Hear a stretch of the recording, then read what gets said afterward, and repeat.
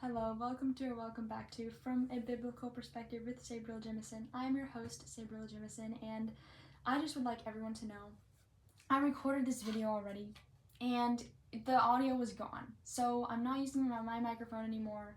I just got that microphone. I think they're just dying or something. I need to charge them. But oh my goodness, that was so annoying.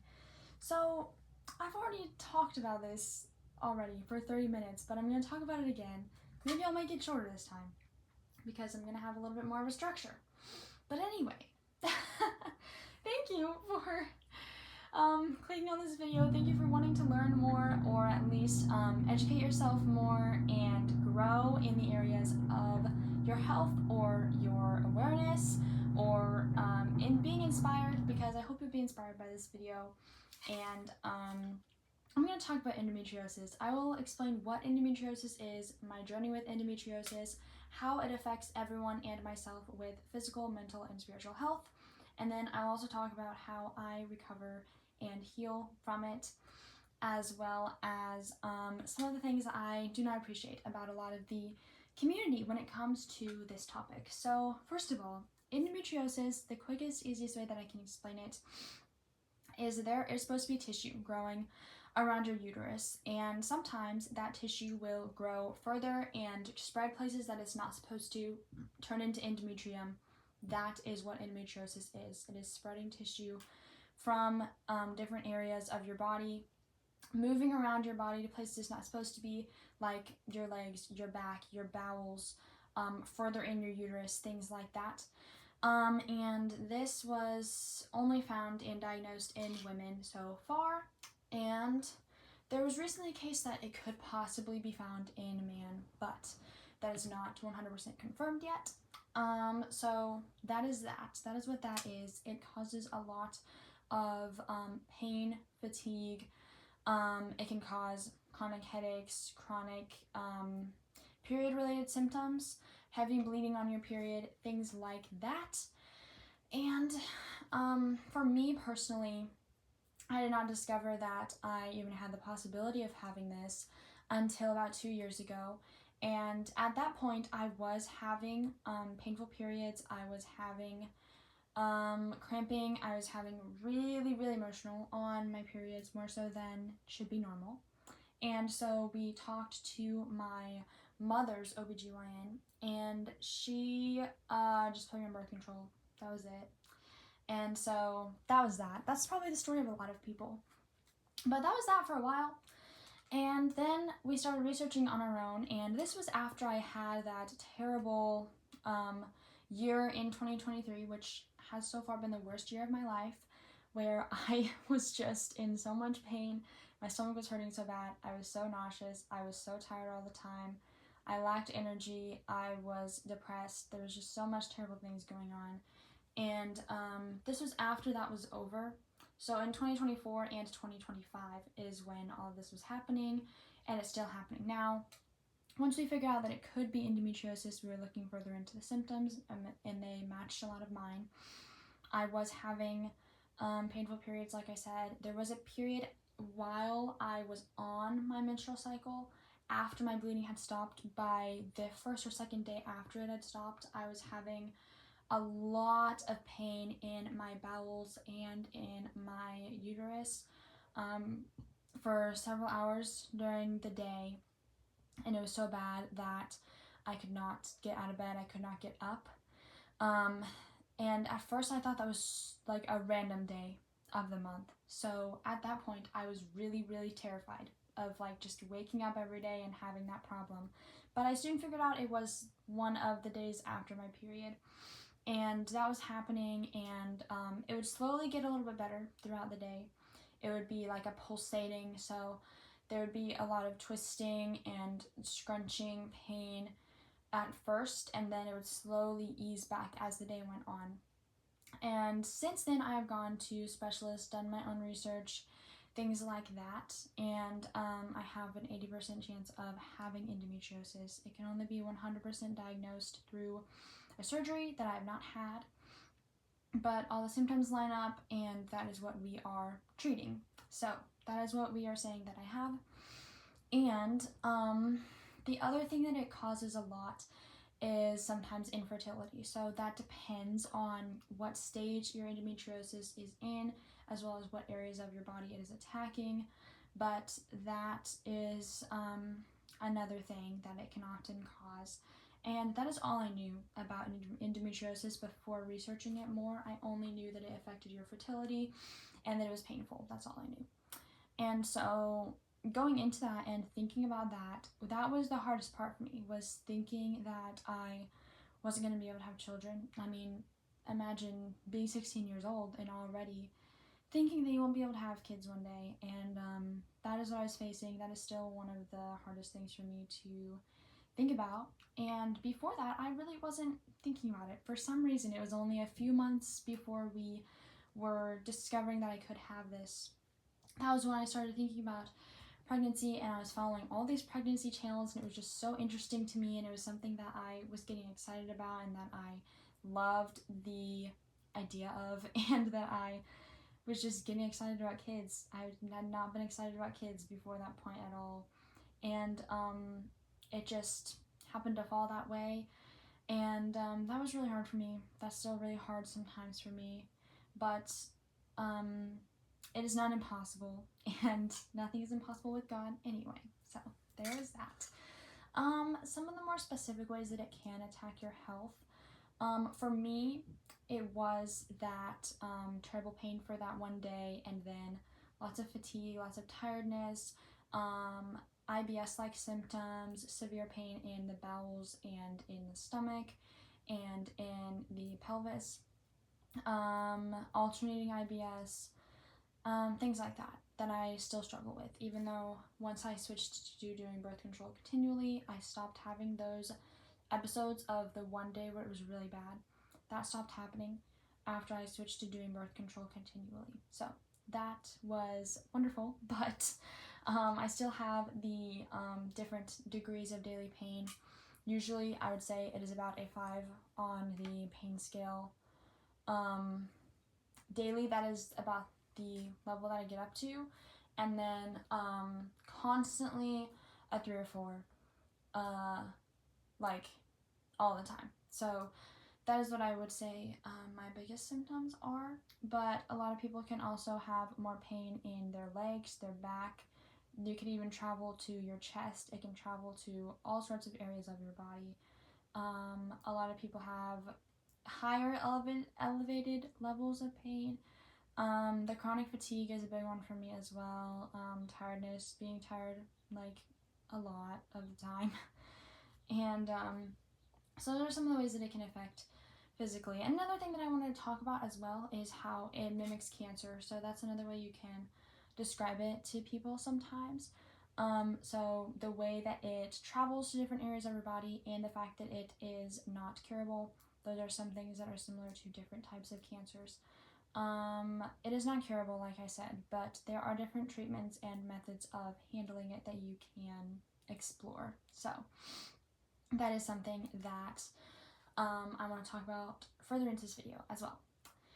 But now I will talk about the mental areas of this. So a lot of times pain in general really affects your mental health. So the reasoning for this not only is because pain obviously hurts.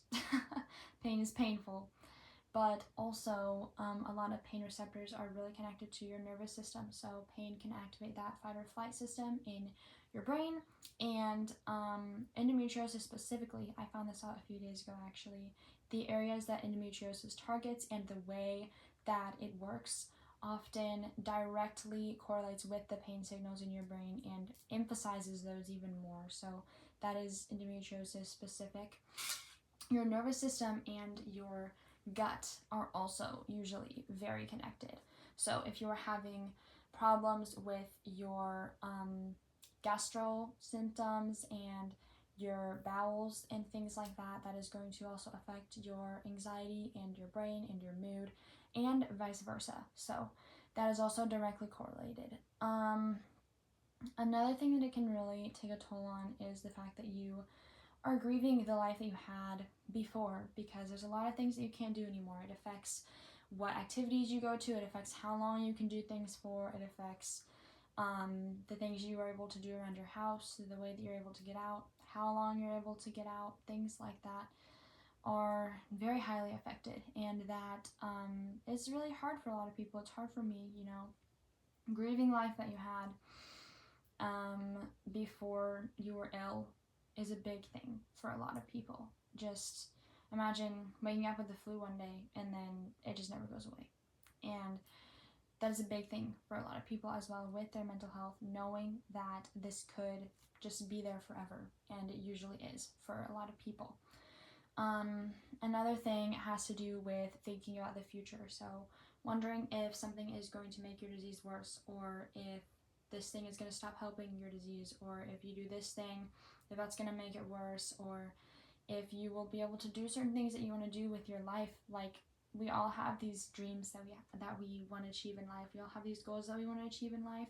Some of us just got sick when we were thinking about those things, and we still have those. You know, there's still things that people want to do, and having a family, having a job, having a certain job, going a certain place, like those are still things that we want to do, even when it seems like it's going to be a lot harder for us. And that's a big thing. The family thing is so big for a lot of people. For me especially, I have always wanted marriage. I've wanted kids for a little while, and that can be hard to think about, because a lot of times we worry, the people that have these problems, we worry about the level of commitment this is going to take for somebody who would be with us, who would be married to us. And for me personally, I do get afraid often. I think about this far too often, about not being able to find someone who's willing to work with these things, because it's a lot. It's expensive to try to treat and discover more information on the diseases and the problems that you have, because of medication and doctor visits and things like that are expensive. It is mentally taxing, because of there are some things that you won't be able to do all the time, certain activities you won't be able to do all the time, certain things that you'll want to do for your partner that you might not be able to sometimes, things like that. Taking care of kids, having kids, those things often come with a lot of difficulties as well when you have this disease. And it's very common to be afraid about not having that because of something that you cannot control, but it still brings a lot of worry to a lot of people, and to me specifically. It also just can generally bring your mood down a lot of the times when you are facing problems that you don't know how to 100% treat them, you don't know how to 100% help them even. You can do the same thing every single day of the week and you will have different results. That is what being chronically ill is all about. And the just unpredictable, you have to learn to stop relying on your body, because you cannot even trust your own body. You can't even trust your own plans about things. And that can be also really mentally taxing.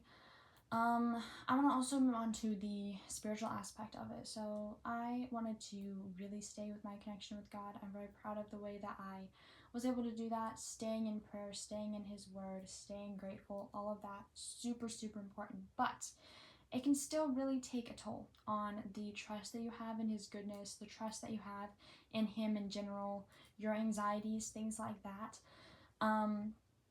Sometimes it can be even worse when you pray for something and it doesn't happen. You pray to get healed and it doesn't happen, or you're wondering why certain things are happening. And I want to talk more about the mental aspect of healing in the other video that I did before about suffering. That is the video that is going to be posted just before this one. So it'll be the one before this. And there's a lot more in that about dealing with suffering, coping with suffering, why suffering happens, things like that. So that is another area that you can look for more of the spiritual aspect. But I also now want to talk about what I do to help myself with treatment and recovery. So the biggest thing that I did was birth control. I know that birth control is bad for you. It's an unnatural. It does terrible things to your body, but every time that someone says that, everyone's like, oh, don't do birth control, it's so bad for you. Okay, but how about you try? You try to be in pain every single hour, every single day for days on end, and this is the one thing that's going to take that away. Like, you would be on it too, okay? You would. And there are other methods. There's other people who have done those other methods, and it works just as good, even better sometimes for them, and that is great. And I want to explore those methods, but I'm saying as of right now, this is what I'm doing that helps the most. Taking birth control continually helps the most because it stops the growth of endometriosis, and it controls estrogen, which is the hormone that endometriosis affects the most, and that is affected the most by endometriosis. So there's all of that. One more thing about the mental health aspect. It's often very common for women with endometriosis to be very, very emotional, not just because of the fact that all of these things are going on in our lives, but also endometriosis affects your hormones, and it is very similar to just being on your period all the time. That is one of the easiest ways I can describe it sometimes. And there's that. And for me personally, I cry a lot. I cry all of the time. I cry almost every single day. It's just what happens for me. So there's that. Anyway, another thing that really helps me is heating pads, ibuprofen, taking that pain medication, tea, ginger, stretches, and physical therapy is a big one. So my physical therapist, she told me she can literally feel the endometrium in my stomach and my pelvis area, and once she told me that and I can feel it. I can definitely feel it. It's a very strange thing, but massaging that area is really helpful. Doing stretches for like pelvic floor therapy, really helpful. What's another thing? Just generally being around positive, peaceful people. Getting outside, getting exercise, drinking lots of water, sleeping well. Those things have been really, really helpful for me. But all of this to say, I wanted to really focus in on what endometriosis was and how it affects my life and how I'm dealing with it. But also, another thing that I think I really need to talk about is the response to endometriosis online. So a lot of people online who have these communities where they are talking about endometriosis, there's a lot of complaining, there's a lot of fear mongering, there's a lot of negativity, there's a lot of anger, there's a lot of rage, there's a lot of making this your identity, but it does not have to define you, and we do not have to be sad about it all the time. Okay, there's a time and place for this. There is a time and place to be upset. It is true that this is so difficult for so many people. It is true this is an awful, terrible disease. It is true that men's health is more studied than women's health. Yes, all this is true, okay? But with that being said, there's better ways you can think about this, because if you are only angry and helpless and complaining and sad all the time about your health problems, that is not going to give you a happy life. How can you expect to be peaceful and productive and positive and joyful when that's all you're thinking about? That is not going to help you. That's not going to help you, okay? You can think about it a little bit. You can talk about it. It's okay to be sad. It's okay to talk about the reality of what this is, okay? You don't have to, be in denial about your pain. That's not what I'm saying. What I'm saying is that should not be the only thing. You should also be trying to practice gratitude and positivity, and I talk more about that in my last few videos. So there's that. Another thing that I want to talk about that kind of has to do with this, but not really, is the thing with the Epstein files. We can all say that it is horrible, that we should call out evil, that we should shun the darkness. But with all of that being said, once again, we should not be marinating on this forever and ever and ever. It is bad for you to think about evil things all of the time. It is okay for us not to know some things. There's some things that we are not meant to know, okay? There's some things that God speaks about in the Bible less, and those are usually evil things. Those are usually satanic things. And that is because there's some things we're not supposed to know. We're not supposed to know all the details of every evil thing going on in the world. And that is hard with social media. Social media has really ruined that. But we should be praying for these things. We should be calling out these things as evil. But God tells us in Philippians 4:8 that we should be thinking about pure, honorable, good things the most.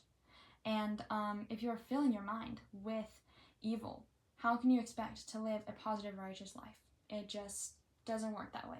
So let's be careful about our balance. Let's be careful about what we are thinking about the most when it comes to our health and world events. So there's all of that. Thank you so much for watching and listening, and I hope this has been informational for you, inspiring for you, enlightening for you. If you are suffering from any of the things I have talked about, please, please, please go get this checked out. It is not 100% certain that you are going to have a disease, but it is much better for you to discover this now rather than later. So just be careful about that. I hope that you have learned something. I hope that you have come to a better understanding of how this can affect people.